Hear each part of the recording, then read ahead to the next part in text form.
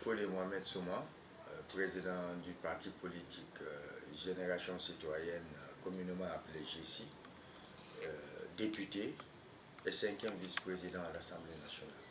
Et voilà, justement, récemment, le président Silla Patrona a été choisi comme le chef de file de l'opposition. On a d'ailleurs appris que la structure a été constituée. Est-ce que vous pouvez nous parler de cette structure? Oui, vous savez, c'est la loi qui définit, c'est la loi qui le désigne. Donc ce n'est pas seulement maintenant. Depuis que les résultats définitifs ont été proclamés, Elhadj Mamadou Sylla est le chef de file de l'opposition. La loi ne fixe pas le nombre de députés. Hein. C'est le parti qui arrive après le parti présidentiel. Donc pour nous, il est chef de file depuis le départ et il a constitué son alliance et j'ai la chance d'appartenir à cette alliance. Maintenant que les choses se formalisent, je dis tant mieux, dans la mesure où nous devons sortir vraiment du sentier des accords, je ne sais même pas comment appeler ça, parce qu'on fait tout pour ne pas appliquer la loi. Et donc aujourd'hui, on sort vraiment de ces chantiers et on applique la loi.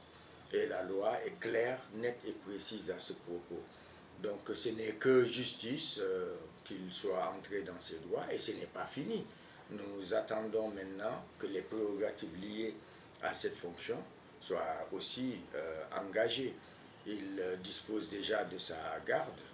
Donc, et dans la liste, il y a le véhicule ainsi que tout ce qui va avec.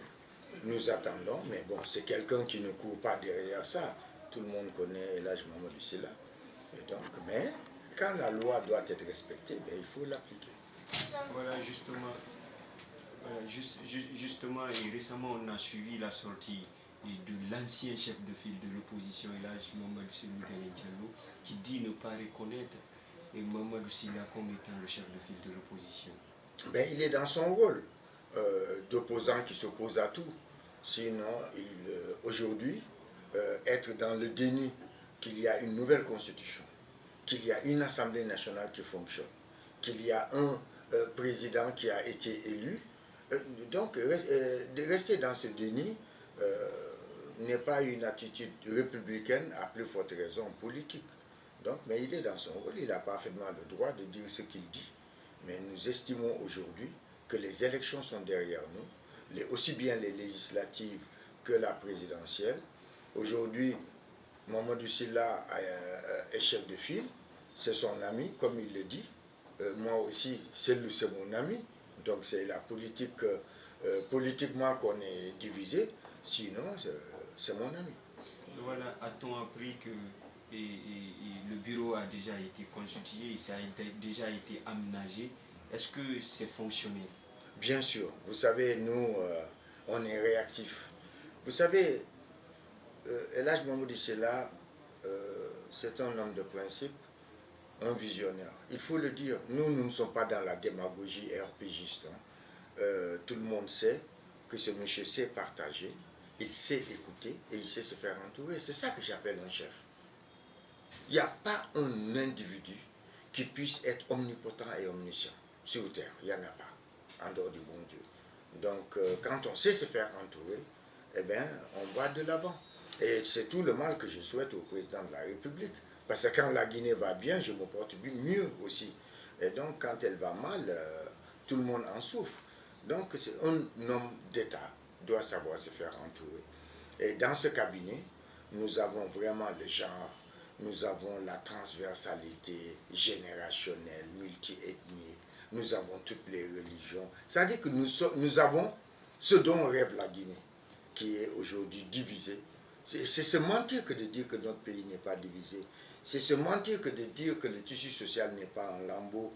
Donc il y en a qui sont dans le déni, qui voient tout en noir foncé ou en blanc immaculé, je ne sais pas. Mais non. Donc le cabinet est là. Il a d'abord commencé par le commencement, c'est-à-dire la structure. Et quand on veut nommer des gens, on commence d'abord par la structure. On ne nomme pas les gens et ensuite on se trouve avec un truc kilométrique. lorsque vous voulez constituer un gouvernement, vous commencez par la structure gouvernementale. Si c'est 20 personnes, à partir de là, vous meublez. Et bien, donc, sa structure gouvernementale, la structure du cabinet, j'ai vraiment apprécié. Et maintenant, les nominations sont à sa discrétion. Et le fait qu'il ait porté son choix sur ma modeste personne pour être le porte-parole, ça veut dire que j'ai fait du bon travail au sein de l'Alliance patriotique, puisque je suis le porte-parole de l'Alliance patriotique. Donc c'est une marque de confiance. Je le remercie, je le félicite à l'occasion.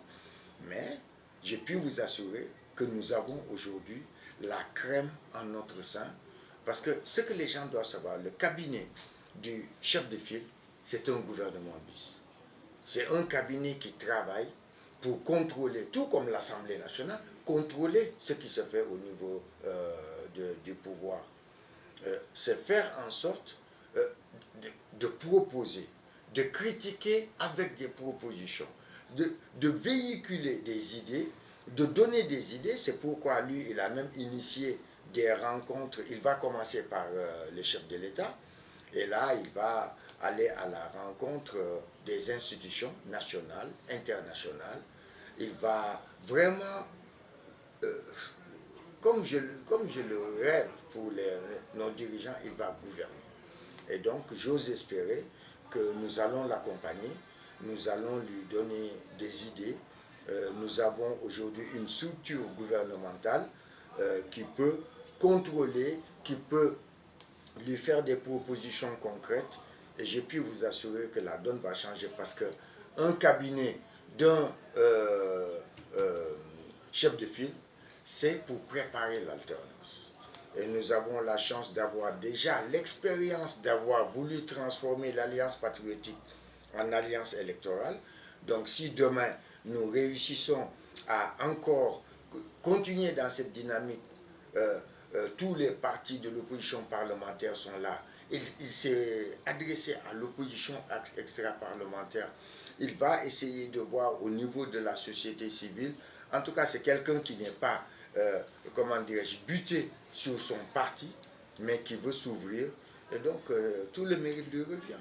En tout cas, c'est un cabinet d'excellence qui va poser des actes, qui va éveiller les consciences et qui va montrer en Guinée. Et comme il l'a dit, on peut s'opposer autrement et non pas s'opposer pour s'opposer. Voilà, justement, il faut reconnaître que c'est une lourde tâche qui l'incombe maintenant là. Et dans la mesure où l'opposition guinéenne tend maintenant en faillite avec tout ce qui s'ensuit, et cela grâce à un système qui s'est imposé, et est-ce qu'il sera en mesure d'atteindre cet objectif? Et souvent, il faut le dire, pour ne pas qu'il soit influencé par le pouvoir en place. Et récemment, on a suivi sa rencontre avec le chef de l'État, et d'aucuns ont apporté diverses interprétations. Est-ce qu'il est aujourd'hui, dans la sincérité, un espoir pour cette opposition guinéenne?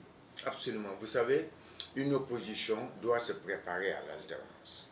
Une opposition doit être prête à gouverner. Une opposition doit s'ouvrir. Une opposition doit proposer. Une opposition doit avoir une vision. Mais une opposition n'est pas là pour tout contester, tout casser, tout remettre en question. Ça, ce n'est pas une opposition. Et donc, je sais, par expérience, aujourd'hui, les gens découvrent l'honorable El Hadj Mamadou Sylla. Mais son nom, c'était Futurelec. Son nom, c'était Sylla Patronat.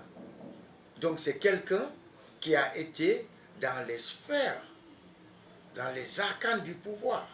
Quelqu'un qui chuchotait à l'oreille des chefs d'État, qui allait en mission auprès des autres chefs d'État. Non, non, moi je pense sincèrement, qui a créé le premier holding en Guinée, une compagnie aérienne. Non, c'est quelqu'un qui a réalisé des choses. Et donc, partant de ce capital, de ce postulat, je pense que, franchement, diriger l'opposition parlementaire, surtout la façon dont il est en train de communiquer, la façon dont il est en train de travailler, ne sera pas une sinécure. J'ai vraiment confiance en l'homme et je sais qu'il va réussir.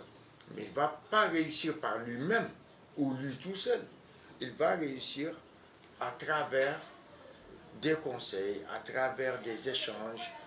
C'est quelqu'un qui est très très ouvert et très intelligent, malgré que certains estiment qu'il ne peut pas, ou bien il n'a que 4 députés, ou bien. Mais bon, on est en Guinée, même si on vous montre ce mur de couleur blanche, ben, vous trouverez des gens qui vont dire non, je trouve qu'il est marron, je trouve que c'est du beige. Voilà, on est dans le pays où vraiment on aime remettre les choses en question, dans la malhonnêteté, dans le mensonge, et pire, dans la violence, comme on est en train de le vivre à Massanta, comme on l'a vécu tout récemment dans d'autres endroits, comme on le vit avec des personnes emprisonnées qui n'ont pas leur place dans les prisons. C'est-à-dire qu'il faut amuser la galerie, il faut divertir les Guinéens pour qu'on ne parle pas des choses sérieuses. Eh bien, ce week-end, j'étais à l'intérieur du pays. Je puis vous dire que le curseur, c'est sur le bilan, c'est sur ce qui a été fait, ce qui reste à faire. C'est ça, c'est de ça qu'il s'agit. Tout le reste pour moi, c'est vraiment pour amuser la galerie. Je vous remercie. Je vous en prie. Ah, Donc là, j'ai